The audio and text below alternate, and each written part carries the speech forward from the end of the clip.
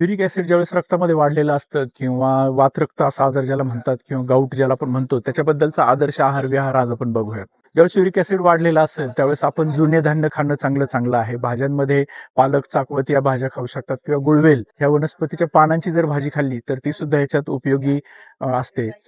फळांमध्ये आपण मनुकांचा वापर करू शकतो, कोहळ्याचा वापर करू शकतो किंवा द्राक्ष हे खाऊ शकतो. काय टाळायला हवं तर याचा विचार करता आपण कुळीथ किंवा हुलग्याचं सेवन टाळायला पाहिजे. मसूर सारखी डाळ खाण्यात नकोय. पापड, लोणचं, दही हे खाण्यात नकोय. काही विशेष गोष्टी आपण करू शकतो ज्या ठिकाणी युरिक ॲसिड वाढल्याने दुखत असेल, विशेषतः टाच किंवा सांध्यांमध्ये, तर तिथे आपण लेप करू शकतो तिळाचा. काळे किंवा पांढरे तीळ दुधात वाटून त्याचा लेप करू शकतो.